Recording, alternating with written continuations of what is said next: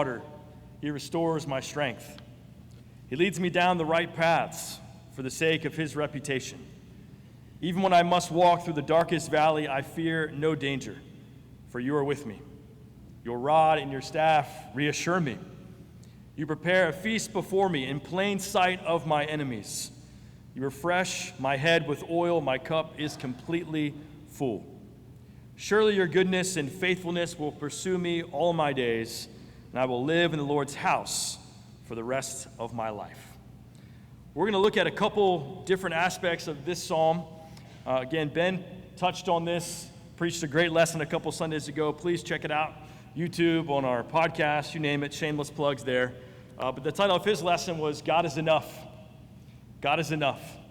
And being able to recognize God's goodness, his faithfulness, what it actually means to have a shepherd like him, and how David, in the midst of his life, if you're familiar with David's life, where he loses his son, there's adultery, there's turmoil created by himself and other people, his own children, both wildness created by yourself and others, right? And that's us, right? There's difficult situations where no one can point the finger except right back at yourself, right? It's crazy because I'm crazy. And then there's plenty of times where life is crazy because somebody else's dumb choices, right?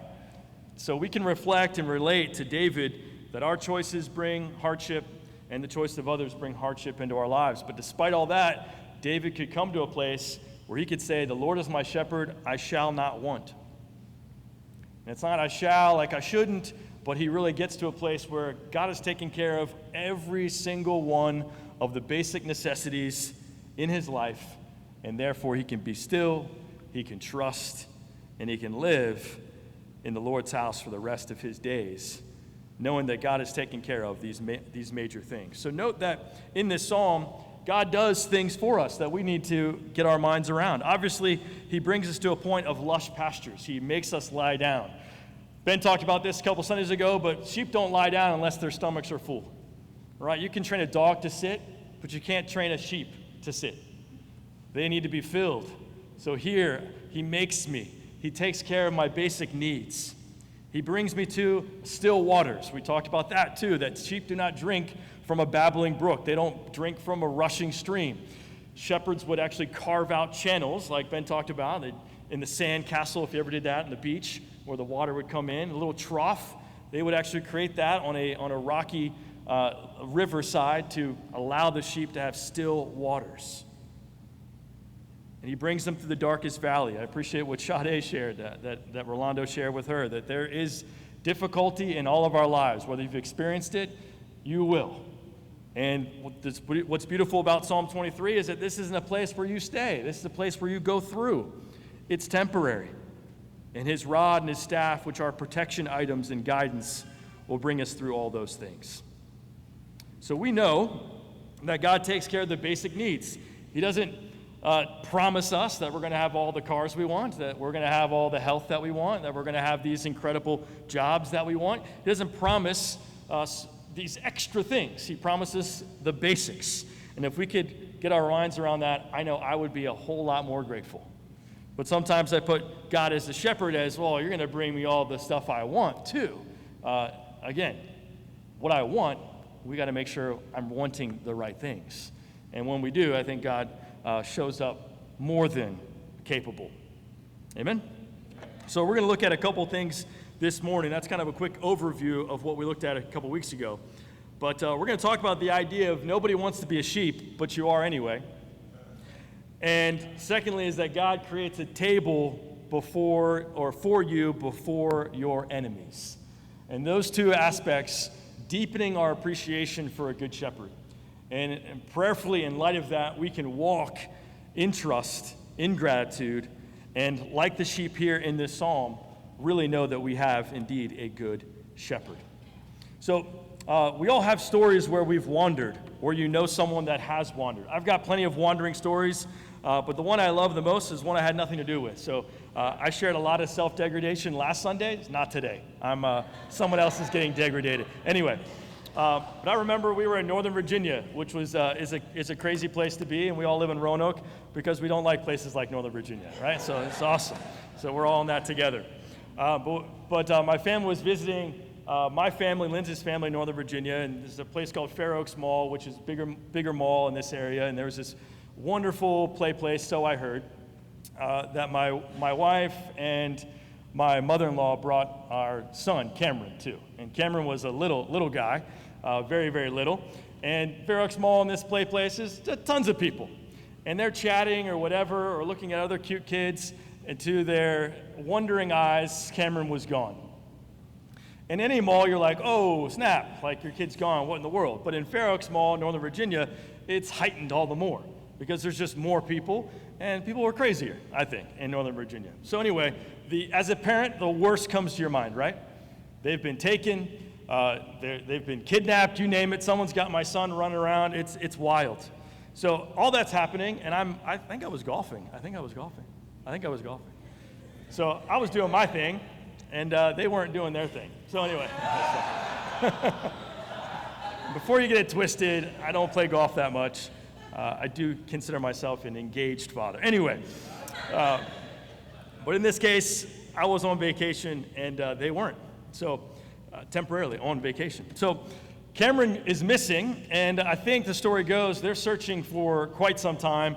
They alert the security. People are engaged. People are calling. It's a wild scene where everybody's kind of now focused on there's a kid. This is what he looks like, little towhead kid, wanders around. Eventually, I think it's about 30 minutes, which is like an eternity for anyone. 30 minutes, probably multiply that by 3, and it's like, whoa. And then Cameron, where he found himself, was in the shoe aisle of this department store that was right next door. So Cameron, I don't think, really has a shoe fascination, but he does have a fascination with wandering and checking things out. Doing first, thinking later. And a lot of you guys can relate to that. But he found himself in the ladies' shoe aisle with all the sparkly shoes. So anyway, he likes shiny things. But I remember getting a phone call from Lindsay. I think it was at the point where you told me he hadn't been found yet. So it was like that helpless feeling of like, I'm over here, and now I know he's missing, and I can't do anything about it. I mean, but I could drive over there, and now my golf game's messed up. Like, you messed my whole day up. Anyway, they found him. That's great news. And if you saw him, that was 10 plus years ago. But I've got plenty of wandering stories from a young age where my twin brother and I would wander off in grocery stores, drive my mom nuts, where we would come up with ways that she's going down this aisle, let's go down this aisle. And again, times where we were at the mercy of the store clerk, like we lost our mom, and they see us and we're crying, and they're like going up to the intercom, anyone lost 2 boys, and they're like, the shame of being lost and then being found, all those kind of things. There's times where I was older, back in the day, where you had to print out your directions, good old MapQuest. Anyone remember those days? My parents allowed my brother and I to go to Philadelphia, which was at that time a 6.5-hour drive from Virginia Beach up to a playoff game to watch the Eagles. And we had our MapQuest printed out, and that was the farthest I've ever driven. I've never been to Philadelphia by myself. And my brother and I did that at the age of 17, and we went there on our own, and we got lost. We got lost badly, to the point where we were driving down one-way traffic the wrong way. And we were doing all types of fast and furious moves to not get killed. We were lost. We parked in a parking lot where we should not have been and walked down roads that we should not have gone down. We didn't find all this out until after we got home. My dad was like, "You're nuts." Anyway. But we were lost, and we were frantic, and it's not a good feeling of wandering. Some of us peacock around, though, where you're lost, but you won't let anybody know. You're never lost, actually. Everyone else just doesn't know where they're going. And we can have that type of bravado or ego where, you know what, we put the bumper sticker, not all those who wander are lost, and that's the way you live your life. It's like, you know what, wherever I am, and wherever I am, I'm not lost. So, I don't know anyway. And that may be true, and I applaud you, and, that's great, but how that trickles into our view of a good shepherd can get us into trouble. So I'm not telling you it's better to be lost. I'm telling you that it's a sense that we all are, and that we all can, and we all will wander. So Psalm 23 highlights the nature of God being a good shepherd, where he takes care of his sheep. He actually brings himself much peril and much difficulty to protect these sheep. It is not a leisurely walk through the Kentucky bluegrass fields of mid-America. This is highlands. This is up in the mountains, 8,000 plus feet, where there's an area, a green area, where robbers and bandits. This is not your typical, hey, I'm just walking around the hayfields of the breadbasket of America. No. This is perilous stuff that David is highlighting as a Middle Eastern shepherd. All right. So God takes great pains and great pangs to help us be safe. But we don't like the idea. I know I don't. We don't like the idea of being a sheep. This is how the Bible describes you and me, a sheep. In our culture, there's lots of, it's kind of washed out. But there's a couple pictures up here. A lost sheep will look to others, but a lost fox will look to himself. And that's an encouragement. Don't be a sheep. Be a fox. If you're going to be lost, be one that's courageous and not, mindlessly walking off like that old game we used to play called Lemmings, where you just set up and they all fall off a cliff if you don't get it. That sense of being a sheep means you don't think for yourself, you just do what everyone else is doing. And a lot of that can be in government or policy or you name it. But this rails against us. Good old classic one here. You can't read it, but it says, "What is love? Baby, don't hurt me." And it's herd. You get it? Okay. Baby, don't hurt me. Hurt me. Sheesh. No one wants to, tough crowd. No one wants to be hurted. No one wants to be like, no, I set my own path. This is what rails against. This is your worldview, whether you admit to it or not. Time to rebel. Don't be a sheep. Right? You see a bunch of people doing stuff. A lot of you guys are like, you know what? If there's a big group doing one thing, I am not doing that. And you might have been burned by following someone you trusted. And you're like, you know what? I don't trust anybody but myself. Okay. Those are the things that we all have processed, whether it be traumatic, whether it be realized or perceived. There's something in all of us that wants to go our own way. And when someone tells us that we shouldn't, well, let me tell you why you're wrong. And again, that's what's our worldview. It's better to live for one day as a lion than for 1,000 years as a sheep. Where some of us, the worldview is like, you know what, I'm going to go down swinging. I'd rather go down in a fiery ball of doing my own thing than waste my life doing what someone else tells me to do. And you're proud about it. Like, that's right, I'm my own man, I'm my own woman, snap all day. And then you think and I think that I can just turn that coin around and say, oh, but I'm a follower of Jesus. Oh, no, I trust that God is my shepherd. But then live our lives like, you know what, I'm a lion out there. And you may need to go into work and be combatant. You may need to go into situations where, you know what, if you're overly trusting, that you'll get taken advantage of. And we have those concerns and those strategies, and we've all been walked over or seen someone get walked on, and we think, no, not on my watch. And those things build up, and they shape our minds, and they shape our heart. And I'm not saying that there's certain situations where you need to stand up, where you don't just not think. That's not what I'm saying, is don't think. But I am encouraging you to consider how those things impact the way you view being shepherded by God. Amen. There's more. You could just say, don't be a sheep. Google image that bad boy, and you could have quotations for a lifetime. Anyway, but the reality is, I think one of these slides doesn't work. Oh, it will. There's a really scary picture of a sheep over there. But some of us think, like, I don't mind being a sheep, but I'm not a lame sheep. I'm a sheep with teeth. Now, sheep have teeth, but they're dull because they just eat grass. This has been, altered. Sheep don't have canines like that, all right?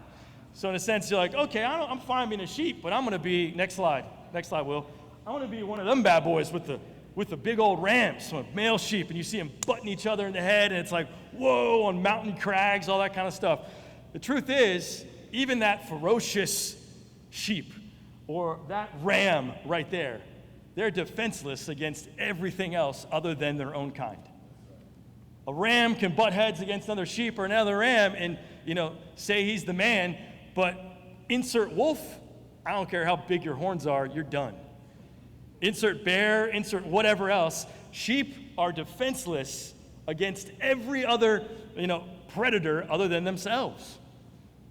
So some of us in our lives, we kind of look around at other sheep and you say, you know what, I'm top sheep. I'm big ram, like the Dodge. I'm ram tough. Okay. But in reality, you're defenseless against the majority. And this isn't God tearing you down so he can build you up. This isn't about losing confidence. This isn't about thinking, oh man, I really can't trust any of my own inclination. I should just kind of walk around pleading for input from everybody and say, okay, yeah, I trust you. I can't trust myself. No, this isn't weakness. This is recognizing that you are a sheep, but you're led by a lion. And that's a whole different scenario than being a sheep being led by a little bigger sheep. And we'll look at more texts in Ezekiel and Jeremiah and Zechariah where it actually says there is a point where the sheep, the flock of God, becomes a lion, where we are transformed into lions. So don't get tripped up with the imagery here, but only grasp it enough to understand, you know what? Like sheep, I'm generally defenseless against the realities of a spiritual war. Like a sheep, I am prone to wander. Like a sheep, I need protection. And those things are worthy to embrace. We all want to be the big-time sheep, but the reality is I look more like that lower right quadrant than anything else. I want you to consider the times where you didn't want to be shepherded, whether it was by a parent or a coach or a spiritual leader or mentor, a boss, you name it. Think about the times as a child where you ventured off and maybe you're not too proud of your decisions. We're all like that. And as an adult, there are times where I don't feel like God is taking care of my needs. And it's in those moments where I have the tendency to wander off, where I don't want to be shepherded, meaning, you know what? Of course I want to be protected. Of course I want somebody that's going to take care of me in my most vulnerable moments. I like having backup. I want someone. I like the security team around me. But like a security team, I'm still doing my thing. They're just there to kind of watch and make sure I'm good. And I think that's not what God is offering you and I. To be shepherded, we understand that God is guiding and we follow. Isaiah 53:6 pins us. It says, we all like sheep have gone astray. Each of us has turned to his own way. And in the seasons where I don't feel like I'm getting what I need, whether it's I don't feel confident as a father, or I don't feel like I'm reaching my son or my daughter, or I don't feel like things are going well at church, those are the times where instead of looking at the shepherd and saying, you know what you're doing, I trust you, I start to look at, you know what, I need to get out in front and figure this out. I need to go here and take care of this myself. What if I just step out here? Maybe that'll take care of this need. And I want you to think through the seasons where you felt like you were in want and consider how you may have strayed to get what you wanted. Maybe it was a matter of relationship. You don't feel fulfilled in your relationships with the other gender. So let me step out and try to build that relationship without godly principles. Maybe I don't feel like I'm getting taken care of financially. So let me kind of shirk away from righteousness and do something at my job that maybe will get me advancement, but I did it in a way that lacks integrity. Or maybe I don't feel respected at home from the missus. So let me kind of man up, puff my chest out, and be a little bit firmer so that she'll respect you. Or my husband doesn't love me. He's not there. So let me be a little bit more boisterous and a little bit more down-putting so that he kind of wakes up and sees your needs, not golfing when you're out there taking care of your kids in a busy city. What in the world? Stop doing that.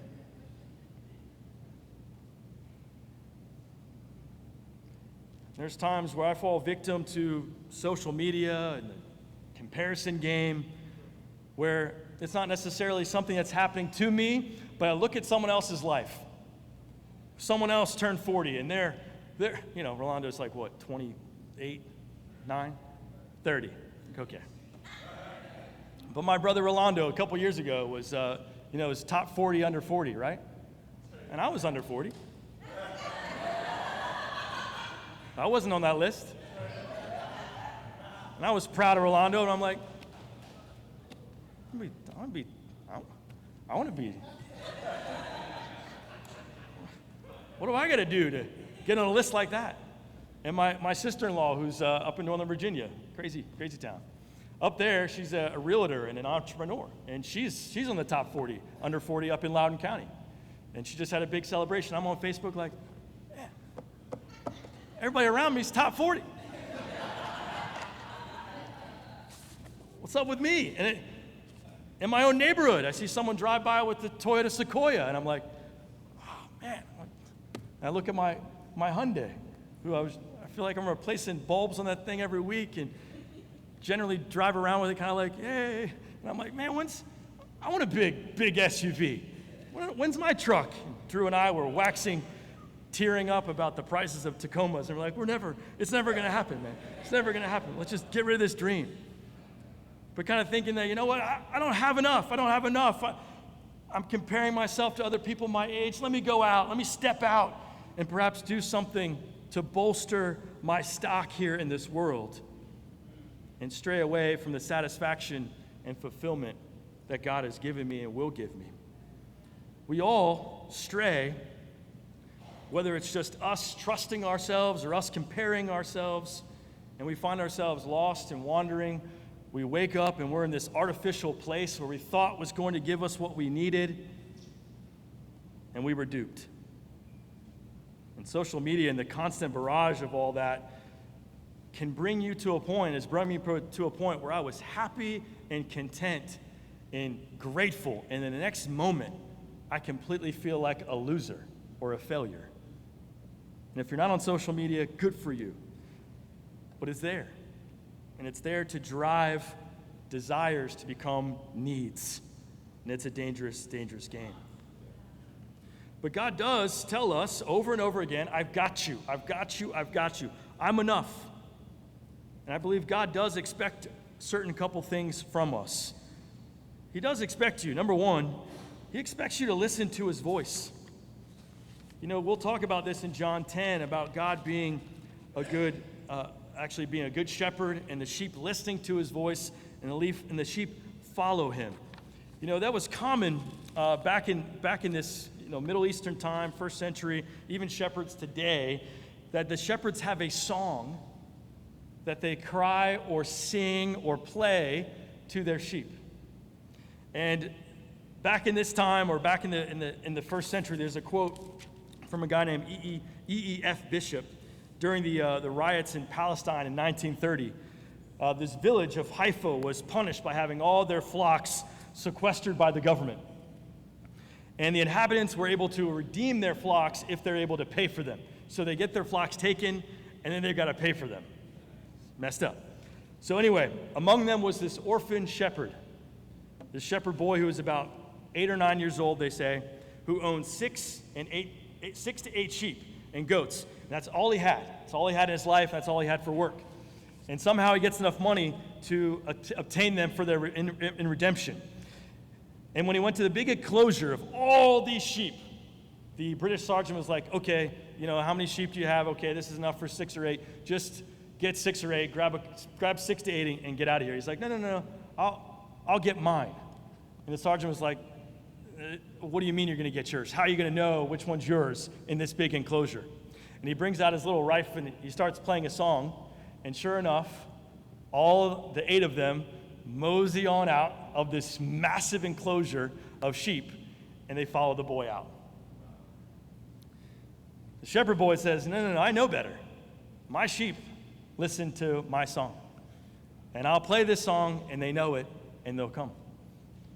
And God does expect, as he is a good shepherd, and we are all, wandering and moving and getting lost and finding ourselves being pulled in 100 different directions, what brings us back is God's song. What brings us back is God's voice. We're all prone to wander. But what sets a sheep that stays lost from a sheep that can be found is, do they listen to the shepherd's voice? We're all going to be lost. We're all going to wander. We're all going to wake up in the shoe aisle and say, how did I get here? But do we listen for the call? Do we listen to the voice? God's presence is always among us. God is always with us. We know that to be true. But do we listen to God's voice? He's around us and he knows where we are, but do we listen to his voice? How do we listen to his voice? Is you got to know God's language. We're inundated with so many different truths, so many different voices, our own voices, but God's voice cuts through his word that we find here in Scripture to tell us what's true, to tell us where to go, to remind us that he's got us, to remind us that he goes ahead of us. Even this psalm, as we were challenged to memorize it a couple weeks ago, to remember that surely his goodness and faithfulness follow me all of my days. Just to have that in your mind, that God is not a general in the Jeep yelling at you. In Egypt, shepherds drive their sheep with a whip or with a rod. But these Middle Eastern shepherds, where David is drawing from, is he goes in front. He goes in front of the sheep. And that truth that's washed over here in Psalm 23 can help us return over and over and over again. So do you listen to the voice? God does expect that of us. Secondly, here is that what's really challenging and really inspiring is here in verse 5, as we come in for a landing here. It says, you prepare a feast before me in plain sight of my enemies. You refresh my head with oil. My cup is completely full. The imagery shifts from a shepherd to now a hospitality, a table of hospitality. These things I pray, and I believe David the psalmist is writing these things to help inspire us to truly be a sheep that's willing to follow the good shepherd. And what is said here is that you're preparing a feast. You're being hospitable in the presence, I'm reading the NET here, it says, in the plain sight of my enemies. What God is saying here is that I'm willing to lay out a table for you at great cost to myself. Meaning by me, as your shepherd, being hospitable to you, your enemies are now going to become my enemies. It's at great cost that you're going to become a host for me. I'm preparing a table, and now those people that don't like you are not going to like me because I like you. You ever a story where you stood up for somebody and now you're in the crosshairs? You came in, you're the big bro or you're the big sis, and they have no beef with you, but now that you stand up for them, you with him? We've got beef with you now. And that happened to me as a kid. My brother, definitely more courageous than me. I was a little bit more, I'll let somebody else get pummeled and learn from their mistake. But he was more courageous, and I appreciate it more now that we're older. There are times where, okay, that's my brother, and not just not my brother, my twin brother. What kind of brother would I be if I let your brother get beat or yelled at, or someone call him names? He was the smaller of the two of us, just barely, but he was smaller. And there are times where he would catch like a stray criticism, or because this isn't PC, but back in the day, people were like, hey, you're this small person, or we were like 4'10" going into high school, by the way. We were little. We were little. I've shared that before anyway, but like, hey, midget, and then we both had long hair at this time too, which didn't help our cause. And there was a band, I've said this before, called Hanson. You guys remember Hanson? That was a common thing, like, hey, midget Hanson. And I was like, what? That's my brother. And it had nothing to do, but then you slide in, you're like, don't talk to him that way. And then, oh, you look like Hanson too. And all the comments are coming your way, and you're like, hey, and now you're in it together. What Jesus is saying, or what God is saying here, is that I stick up for you at great cost to myself. I'm actually going to endure all the negativity of your enemies to prepare a feast for you. I'm going to show them, not when it's all hidden, like, hey, you're my friend, I care for you, I love you, but when everybody's watching, it's going to cost me greatly. It's going to cost me greatly. And we see this all throughout the New Testament. Think about Jesus here in Luke 19, verse 10, when it comes to Zacchaeus, Zacchaeus is a tax collector. He's totally sold out his own people. He's working for the enemy. He's overcharging his own people. He is public enemy number one. He climbs the tree to see Jesus coming, and what does Jesus say? I'm having dinner at your house tonight. And what do all the religious leaders and the teachers of the law and the Pharisees say? How dare he go to eat with who? With sinners and tax collectors. And now Jesus is being criticized because he's preparing a feast with a sinner. This Psalm 23 about God being a good shepherd is that he's willing to show this love that overflows into oil on your head and a cup that's constantly overflowing. God is giving you this image that his love overflows over and over and over and over again at great cost to himself. You know, we read this, that oil and a cup being completely filled and a feast. This is all harking to what we just celebrated together as family in the Eucharist, in the time of the Lord's Supper, in the Holy Communion. When we take communion, it's a remembrance that God has done great things at great cost to himself. That to bring us back into the sheep pen, to bring us back into the fold, to help us to know that he truly is a good shepherd was not cheap. For him to know that he is trustworthy and willing for us to shake off all those previous idioms up there that we said, you know what, be a fox, be a lion, don't be a sheep, trust yourself. That we can look at that and say, you know what, I don't need to believe that because I'm a sheep to a good shepherd, that he is worthy of all my trust. It's these images, and it's Jesus dying on the cross for us, him giving himself over for us, him leaving heaven and becoming nothing for us. These are the images, the truths that are meant to inform us when we feel like going our own way. You know what? I don't need to. Or when we are lost, that we know there's someone looking for us who is not going to come scolding us with rod and staff, but will lead us gently to fulfillment. Will lead us graciously to refreshing water. So as we prepare for this week, work week, time with family, consider the moments that you're tempted to wander. Get ahead of them with God. Pray through your week. This is coming. This appointment's coming. This seminar is coming. This conversation is coming. The kids are coming over. I've got to have this conversation with my husband, with my wife. I got to do this. What are the moments where you're like, you know what, this is a tendency, or this is a possibility for me to go my own way? Pray through those. Let Psalm 23 reassure you, okay, I can follow the Good Shepherd in these moments. And then also, this was 2 weeks ago, but it's worth repeating, is to practice the presence of the Good Shepherd. We cannot get enough of that. To consider how he daily prepares a feast before your enemies. That God, in his love for you, willingly, excitingly, joyfully goes in front of you saying, this is my daughter. This is my son. I will protect them at all costs. I will show you and the whole world that I am proud of them, and I will do whatever it takes to keep them safe. How will you go into work differently, knowing you have a shepherd like that? How do you go into situations that are daunting, fearful, the darkest valleys, knowing you've got a shepherd?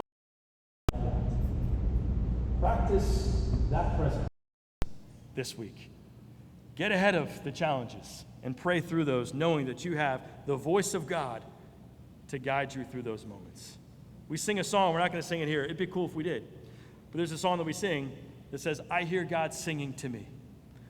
I'm not going to sing it. And it says there, the next verse is, and I love my Father's song. That little shepherd boy with whatever tune it was, my mom had a tune for us. When we were out in the neighborhood, she would just whistle. And she could do it in a tremendous way. Not the wee, but I want to try it. Like, and it was super loud. That was lame. But it was super loud. And we'd be playing basketball. We'd be hanging. Like, did you hear that? I'd be like, hey, Ben, did you hear that? He's like, and she would do it again. Be like, oh, gotta go, guys. Boom. Listen for your Father's song. It's clear in Scriptures. Prepare for the week. Practice His presence. And love hearing your Father's song. Let's stand for a final song. Thanks so much.